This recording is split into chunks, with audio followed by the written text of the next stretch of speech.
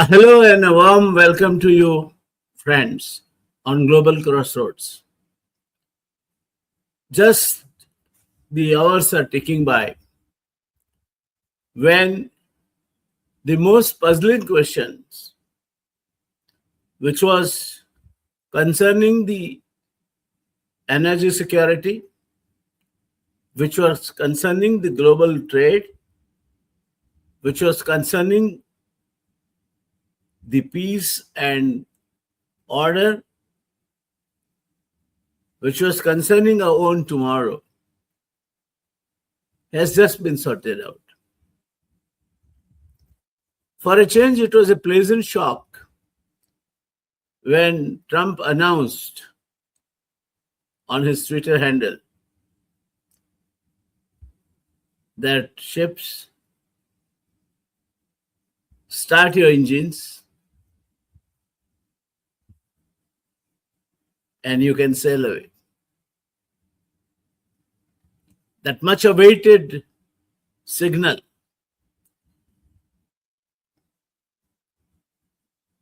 that the restrictions imposed upon Hormuz,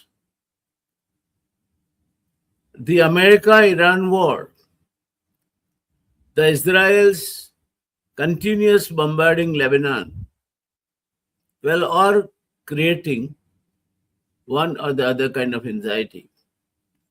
From there, friends, now we are talking about a world which appears to be more tranquil and much better place to live. What has happened in last 2 days? An attempt is made here to present before you with a slightly novel style. Nowhere you will find this kind of a presentation, which is hybrid of a slide presentation and a video commentary. Global Crossroads will always be with you with these kind of new recipe, which will make things easier to understand. Even students who want to study about the global trends or a particular topic and its impact in the global trade or global order, they all will be able to understand the way the subject is being presented. Here it is.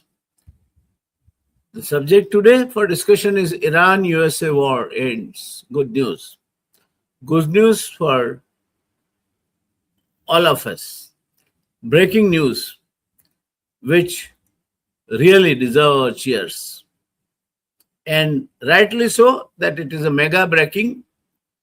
Iran-USA war ends. After 104 days of global chaos and historic warfare, a similarly historic deal is reached.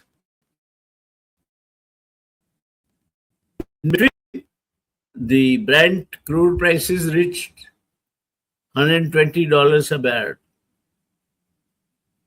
And with this declaration, tumbled to $83 a barrel. Hormuz reopens. The naval blockade by the United States is removed. Markets react, and all over the globe they go gung-ho. Bulls are back to the market. As the crude oil prices fall, the oil markets are now levelizing to something which is affordable. Global trade with the shipping resuming through Hormuz, which alone controls about 20% of the oil and gas supplied to the globe. And investors if you look at the stock markets around the globe, the risk sentiment improves. They're back. They want to reinvest. They have a hope. The doomsday predictions of World War III, the doomsday predictions of the economies all over the globe breaking down because of the oil shock, have all become a matter of past. What we look forward to is something with a renewed hope. 104 days of war, a burden on the world. Why? Because during this 104 days, the crude oil prices zoomed to $120 per barrel. They peaked to $120 per barrel. Gas prices hard hit to $5 a gallon from what was earlier around $3.5. Global inflation went up and touched 4.2%. Gasoline, petrol, diesel, cooking gas, commercial gas, all were only going one way, up, up, up and above. War disrupts the markets and the world pays the price. For example, at just beginning of the season, Indian agriculture will have 70 to 80 lakh tons, that is 7 to 8 million tons of urea, which will be in short supply. And this is not the unique example. There are many such examples where the short supply situation has already been created. This was the magic. Truth Social.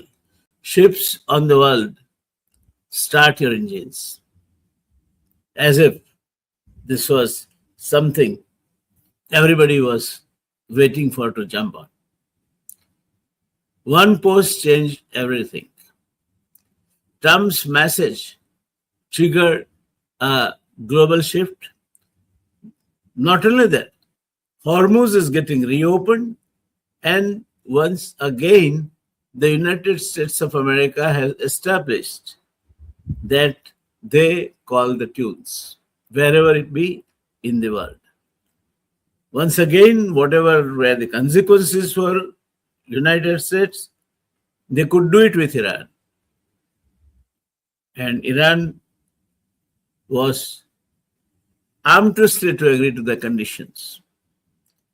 They could set aside Israel when it did not suit them.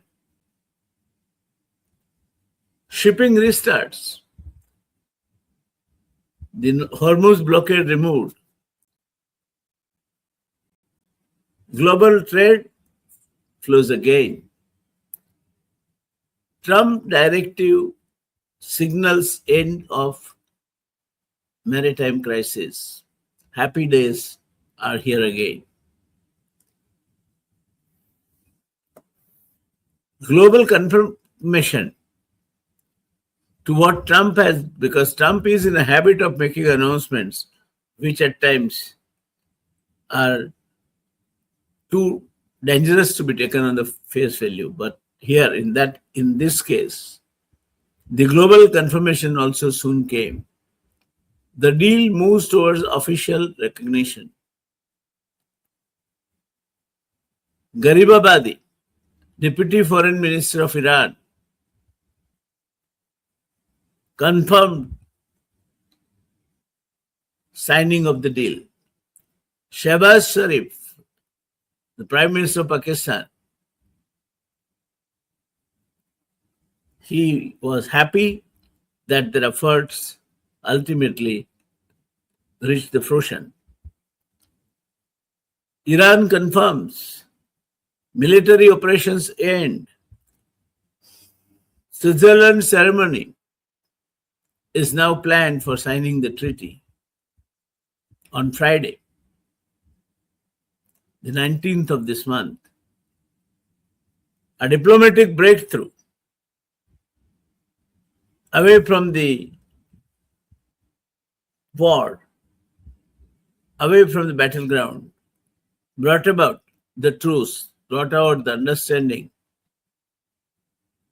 that the global leaders can move towards formal peace framework. And that's the signal perhaps the globe was waiting for. Market earthquake. Look at the charts on your screen. The Brent crude oil prices jumped in April to $120 a barrel. From there, they came tumbling down to $83. Before the war, the Brent crude was traded at $70 per barrel. At the peak, during somewhere around April, it touched $120, and after the deal, it has tumbled down to $83 per barrel. Brent crude falls more than 4%. Market shock. Breaking news. It's a pleasant shock. Oil traders rush to reprice global energy risk, and the stock markets world over, be it Dow Jones or be it Kospi or be it any other stock market, including India, they all happily announced their approval through a bullish trend which erupted. The stock markets were on fire. The economy was, all of a sudden, it came alive.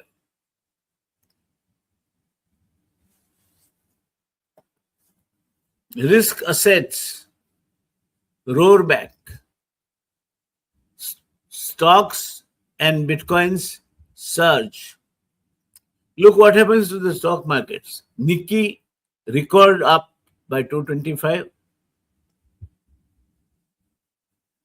3.28%, touch 39,825.23. S&P 500 futures, Standard & Poor 500 futures, 5512.75, up 1.1%.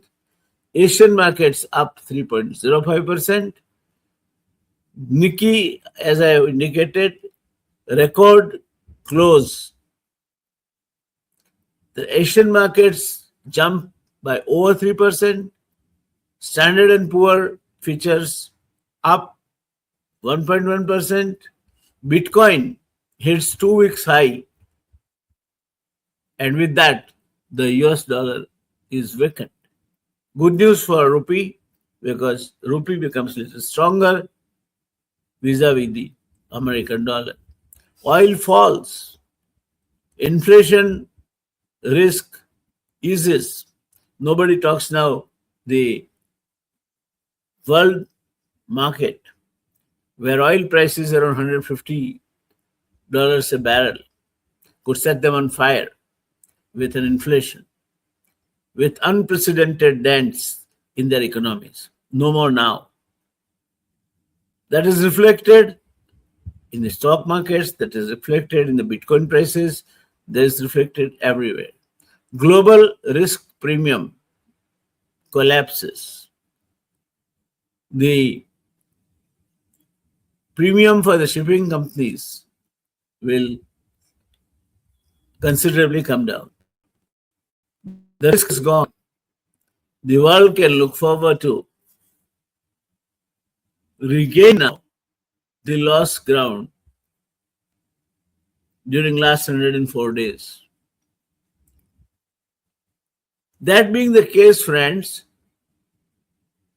the ordinary class kept holding cash and watched the news. The big financial lesson,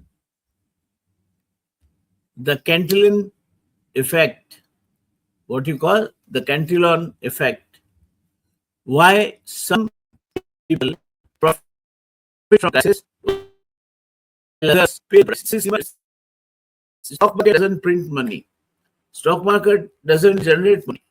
If somebody gains something in the stock market, there is somebody who has to lose that something. Ultimately, it levels up. Stock market doesn't print their own money. So when somebody is making money and somebody tells you that you join that race and make money, first ask yourself that if I make money, who is going to lose that? So that being the case, the economy, then comes the gold. Defense stocks went up, zooming 18.3%. Energy stocks also went up by 16.7%.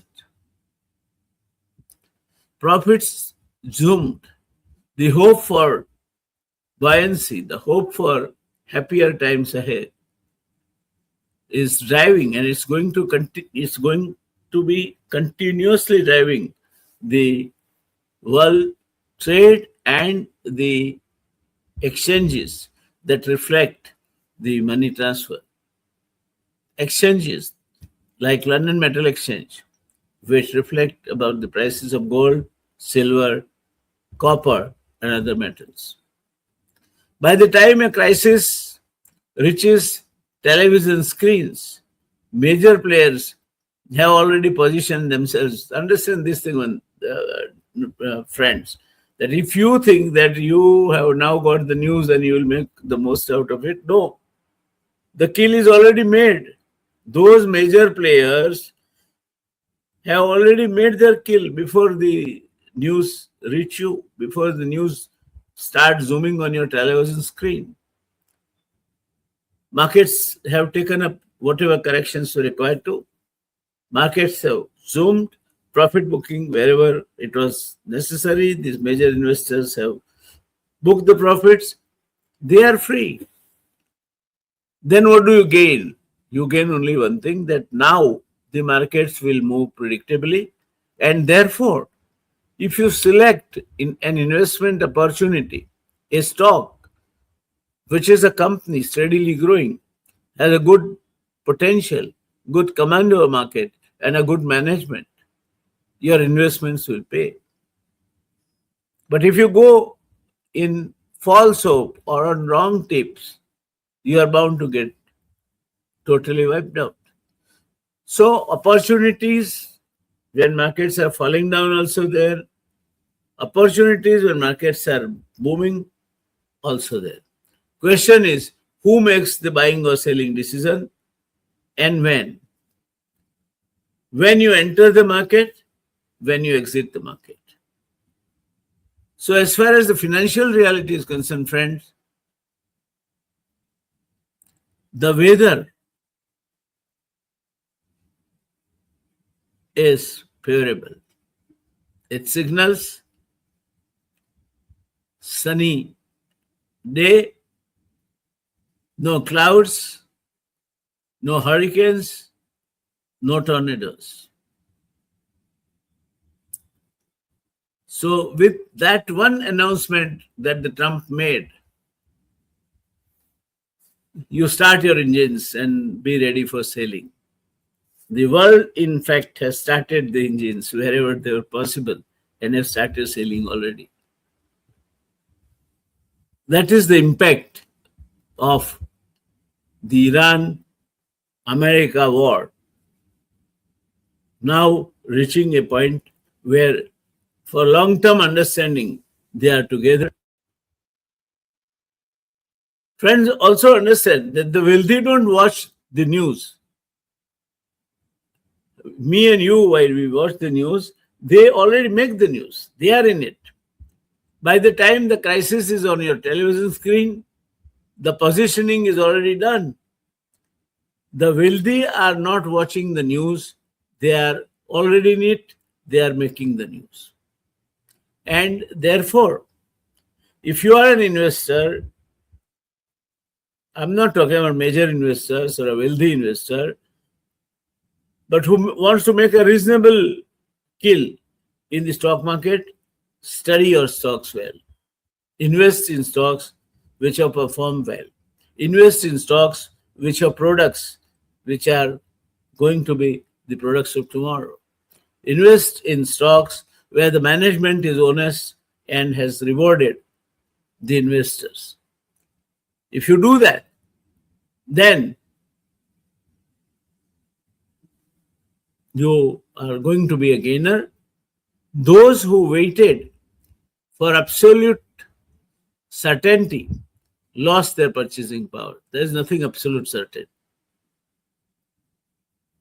Larger risk, larger gains. That's the principle. So it is up to you to decide what kind of a risk taker you want to be. The key truth is, in finance, timing wealth. In finance, timing wealth information without action is expensive. The wealthy don't react to news, they prepare for it. So, if you want to be amongst them, be prepared now how you will take the advantage. Position early. Anticipate the outcomes. Pick up some good scripts which will have a good future, good company, reasonable turnover on the stock exchange, and are known for rewarding shareholders. Then your investment will not go waste. It will not be a futile investment. War ends. Peace creates new opportunities, which I have just presented on your screen. The real debate is G7 summit in Evian, France. Macron outlines a new agenda. Now G7 summit's agenda would change. The big opportunity of reconstruction of Iran will need billions and billions of dollars to reconstruct Iran. The damages war has caused them. Similarly, in the Gulf countries also, huge money will be required to reconstruct the damages that they have suffered. Perhaps the equations will change. For a long time, they depended on United States of America as their savior and protector. No more now. Each one of them would like to also have a reasonably good rapport understanding with Iran. Iran is emerging as a new player of tomorrow. From nowhere, Iran has come and it is almost reaching the finish line. Reconstruction, investment growth in Iran, Gulf countries will be phenomenal. Iran might also emerge as energy superpower. Sanctions on Iran would ease. Already there are countries like Britain, France, who have said that there is no more now need for sanctions on Iran. And in that kind of a scenario, peace, what does it mean? Peace doesn't just end wars. It opens doors to prosperity. That is where the importance of the peace lies. So friends, now on, right now, this moment onwards, somewhere or the else in the world, the doors to prosperity are being opened.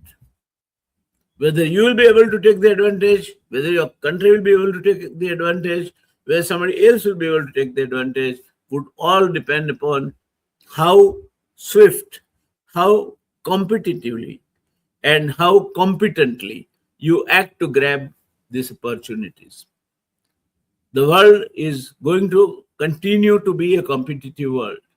Knowledge will be the power, technology will drive the growth, and ultimately, that has been established. So, friends, good times are back again. Your own channel, making just a very humble beginning, Global Crossroads, will come out with at least 3 videos every week talking about some or the other major events happening around the globe. That event, which will affect not only the country where it is happening, but the global scenario as well.